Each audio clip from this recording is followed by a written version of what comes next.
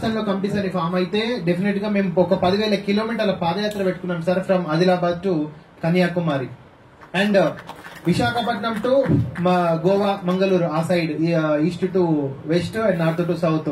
But and also morning మనకు PV Narasimharao గారి యొక్క ఆశీస్సులు కూడా తీసుకోవడం జరిగింది. వాళ్ళ యొక్క సమాధికి వెళ్లి అందరి ఎన్టీఆర్ గారి ఆశీస్సులు, అందరి పొలిటికల్ ఆశీస్సులు కూడా తీసుకోవడం జరిగింది. అంతేకాకుండా ఒక సజెషన్ చేశారు మిత్రులు ఇతర రాష్ట్రాలు, ఫాస్ట్ ఆన్ టు డెత్ కూడా మనం ముందుకెళ్ళిపోదాం అంటే unless establish second capital in India. ఆ ఫాస్ట్ ఆన్ టు డెత్ లో ఒకవేళ నా పానం పోతే నా తలకాయని తీసుకుపోయి ఆదిలాబాద్ లో ఖననం చేయండి, మిగతా బాడీ పార్ట్ మొత్తం తీసుకుపోయి కన్యాకుమారిలో ఖననం చేయండి. ఆత్మ ఎప్పుడు శాంతిస్తుంది అంటే ఏదైతే గంగా యమున వాటర్ నా తలకాయ అప్పుడే మన ఆత్మ యొక్క శాంతి చేరుస్తుంది. ఎందుకంటే ఇది ఒక రాడికల్ గా కూడా తీసుకెళ్లాల్సిందిగా అవసరం ఉంది డెఫినెట్ గా అని మనవి చేసుకుంటూ నెక్స్ట్ మన తీన్మార్ మల్లన్న గారి యొక్క రిప్రజెంటేటివ్ మాట్లాడుతుందిగా కోరుతున్నాం. అంతకుముందు మన ఆమ్ ఆద్మీ పార్టీ నుంచి వెల్కమ్ చెప్పడానికి సపోర్ట్ చేయడానికి పార్టీ స్టేట్ రిప్రజెంటేటివ్ వచ్చారు సార్, దయచేసి మీరు స్టేజ్ నిలవాల్సిందిగా కోరుతున్నాం. సభాధ్యక్షులు మిత్రులు కరణం రాజేష్ కుమార్ గారికి, అదేవిధంగా ఇప్పుడే వెళ్ళిన ఇంకొక పెద్ద మనిషి తన జీవితాంతం ఈ ప్రజల కోసం ఈ ప్రాంతం కోసం నిస్వార్థంగా సేవ చేసిన జస్టిస్ చంద్రకుమార్ గారు, అదేవిధంగా చాలా మందికి ఒక ఇన్స్పిరేషన్, ఎంతో మంది విద్యార్థులను తీర్చిదిద్దిండు, లంగల దొంగలు కాదు మంచునే ప్రశ్నించే తత్వం నేర్పిండు, నిజాయితీ నేర్పిండు.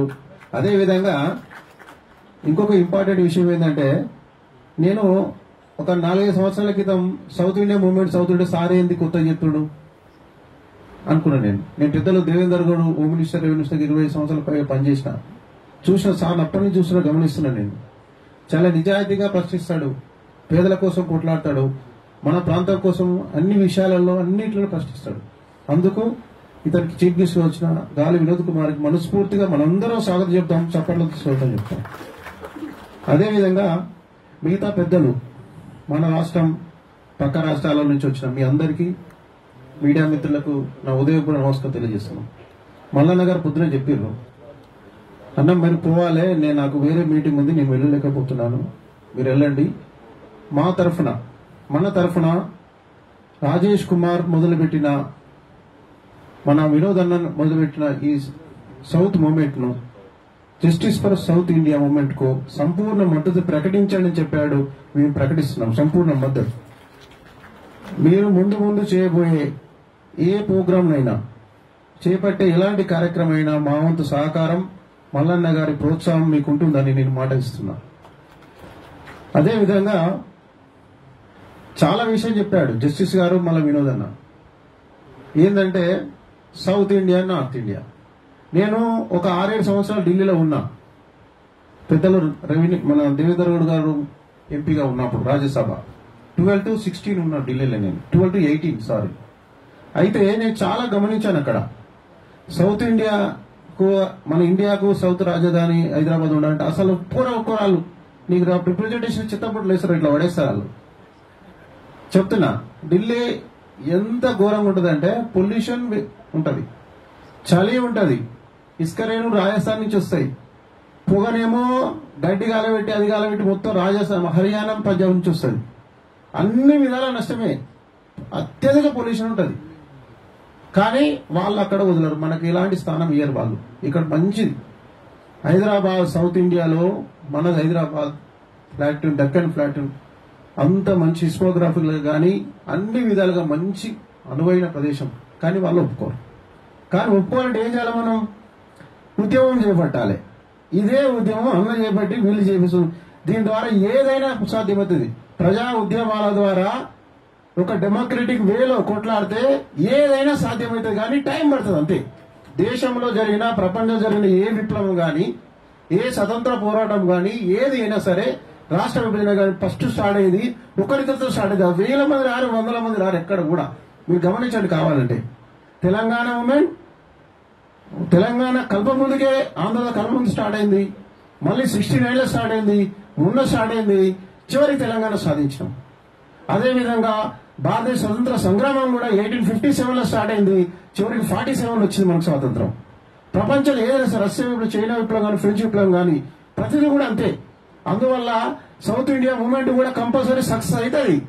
కానీ కలిసి గట్టిగా మనమంతా మనమంతా కలిసి పోరాటం చేయాల్సిన అవసరం ఉంది. చేశారన్న నమ్మకం నాకు కూడా ఉంది. ఇందులో తమిళనాడు, కర్ణాటక, కేరళ కానీ మళ్ళా తెలంగాణ, ఆంధ్రప్రదేశ్ కూడా ప్రముఖ పాత్ర వహిస్తాయి. కంపల్సరీ మనమంతా ముందుకు పోవాలి, పోరాటం చేయాలని మీ అందరికి నేను కోరుకుంటున్నా. అదేవిధంగా జడ్జెస్లలో కూడా చాలా అసమానతలు ఉంటాయి. చాలా అసమానతలు వీకర్ సెక్షన్ కానీ ఈ ప్రాంతానికి కానీ.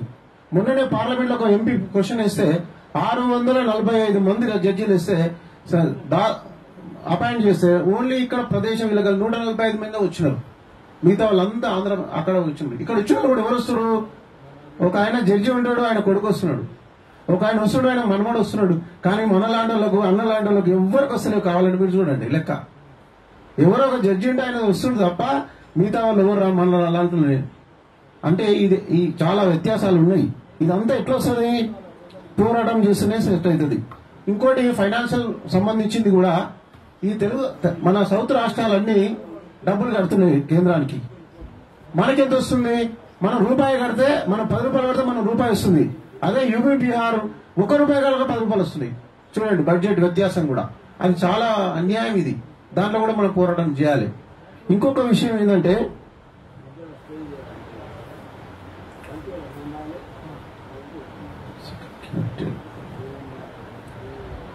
ఇంకోటి నదుల అనుసంధానం జరగాలి. దేశంలో పవిత్ర నది గంగా జలాలు నిద్రలు చల్లుకోవాలి. కోట్ల మంది స్నానం చేసి మనలు అన్ని పైసలు మనీయే, డబ్బులన్నీ 100 కోట్ల మంది స్నానం చేసిన ఆ నీళ్లు రావాలా లేదా? మనం అంత దూరం పోయి స్నానం చేసి డబ్బులు చెల్లించి కోట్ల రూపాయలు ఖర్చు పెట్టాం. కానీ అక్కడ జలాలు కూడా ఇక్కడ నదుల అనుసంధానంలో సౌత్కు రావాలా లేదా? రావాలి. వస్తే ఎందుకు రావు? ఇప్పుడు ఎంతో తక్కువ లోతులో ఉన్నటువంటి నీళ్లను పైకి తీసుకొచ్చే మనకు లిఫ్ట్ ఇరిగేషన్ ఉన్నప్పుడు గంగా జలాలు కూడా సౌత్కి వస్తాయి. మనం పోరాడే అవసరం ఉంది. దాని మీద కూడా మీ మూవ్మెంట్ చేయాలని నేను కోరుకుంటున్నా. రిజర్వేషన్ సిస్టమ్ అన్నిటికన్నా ఇంకో సీట్ల విషయం చెప్తా నేను. పార్లమెంట్ సిచ్యువేషన్ ఇగో సౌత్ లో కేరళ, కర్ణాటక, ఆంధ్రప్రదేశ్, తమిళనాడు మనం అంతా ప్రభుత్వం కేంద్ర ప్రభుత్వం ఇచ్చిన పిలుపు మేరకు, ప్రభుత్వం చెప్పిన మాట ప్రకారం మన వాళ్ళంతా ఫ్యామిలీ ప్లాన్ చేసి తక్కువ జనాభా కనాలి, మంచి విద్య అందించాలి, ఆ విధంగా సిస్టమేటిక్ ఫ్యామిలీ నడిపించుకోవాలని వాళ్ళు చెప్పిందని మన వంతులు పాటించారు. జనాభా తగ్గిపోయింది, వాళ్ళేమో జనాభా పెరిగిపోతా ఉన్నది. ఈ రకంగా ఈ డిలిమిటేషన్ లో ఒక యూపీ, ఇప్పుడే వినోద్ కుమార్ గారు చెప్పారు, యూపీ, బీహార్, మధ్యప్రదేశ్ ఈ 3 స్టేట్లకే 200 సీట్లు అయితే వాళ్ళకి. సౌత్ అంతా కలిసి 140 సీట్లు కావాలి. అది చాలా ప్రమాదం. అందుకనే ఈ విషయంలో తమిళనాడు రాష్ట్రం వాళ్ళు చాలా పెద్ద మూవ్మెంట్ చేశారు.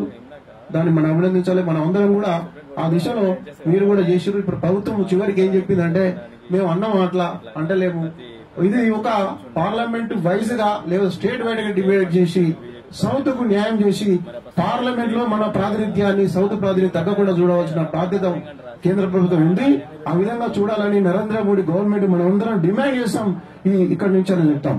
అందుకనే మీరందరూ ఈ ప్రపోజల్కు, ఈ మూమెంట్ రాజేష్ కుమార్ గారు చేపట్టిన ఈ మూమెంట్ కి అందరూ మనమంతా సపోర్ట్ చేయాలని కోరుకుంటూ, మీరందరూ సపోర్ట్ చేస్తారు. మీరందరూ చేతులు ఇవ్వండి, మద్దతు తెలపాలని కోరుకుంటున్నాం. ప్రతి ఒక్కరు